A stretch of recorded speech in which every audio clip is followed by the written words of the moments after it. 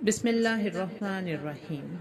درود شریف چینل کے معزز ناظرین، میں ہوں فوزیہ چودھری۔ آپ سب دیکھنے اور سننے والوں کو السلام علیکم۔ الصلاۃ والسلام علیکہ یا سیدی یا رسول اللہ یا حبیب اللہ۔ یہ مشاہدہ فیس بک سے لیا گیا ہے۔ وہ خاتون کہتی ہیں کہ ان کو منہ کا کینسر تھا، نچلے مسوڑے پر ایک رسولی تھی۔ ڈاکٹرز کے مطابق ان کے چہرے کی ہڈی جو کہ چہرے کو ٹیک دیے ہوئے تھی جگہ جگہ سے ٹوٹ چکی تھی، اور ان کی زندگی بچانے کے لیے اس ہڈی کا نکالنا نہایت ضروری تھا۔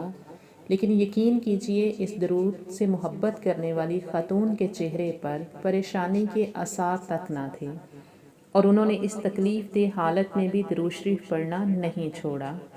انہوں نے بارگاہ رسالت مآب صلی اللہ علیہ وسلم میں فریاد کی کہ یا رسول اللہ صلی اللہ علیہ وآلہ وسلم، میں گناہ گار اس قابل تو نہیں کہ آپ صلی اللہ علیہ وسلم کی پیاری بارگاہ میں دست دعا ہوں۔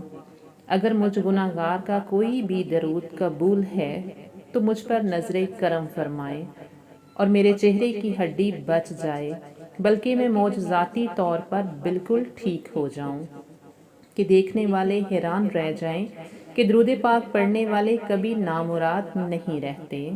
ایکس رے میں جگہ جگہ سے ہڈی فریکچر تھی، لیکن جس دن آپریشن تھا سارا دن رات مسلسل درود پاک لبوں پر جاری رہا۔ کاؤنٹر تسبیح ہاتھ میں تھی، لیکن یہ تک نہیں دیکھا کہ کتنا پڑھ لیا۔ جب آپریشن تھیٹر گئیں تو وہاں پر اپنے ساتھ آنے والی خاتون کو تسبیح دے دی اور اس سے کہا کہ اب آگے آپ پڑھتی جانا۔ آقائے کریم صلی اللہ علیہ وآلہ وسلم ہمارے ساتھ ہیں۔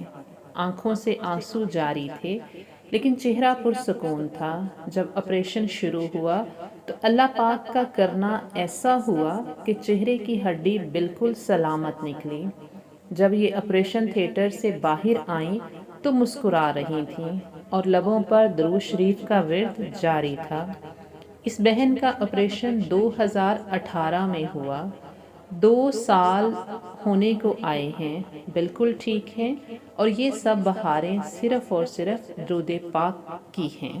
اس لیے معزز ناظرین و سامعین، آپ سے بارہا درخواست کی جاتی ہے کہ درود پاک کو زندگی کا حصہ بنا لیں، کیونکہ درود پاک ہی واحد وہ عبادت ہے جو زندگی کے کسی بھی مرحلے پر آپ کو تنہا نہیں چھوڑتی۔ اسی کے ساتھ مجھے اجازت دیجیے، ملتے ہیں درود پاک کے ایک نئے واقعے کے ساتھ۔ تب تک کے لیے اللہ حافظ۔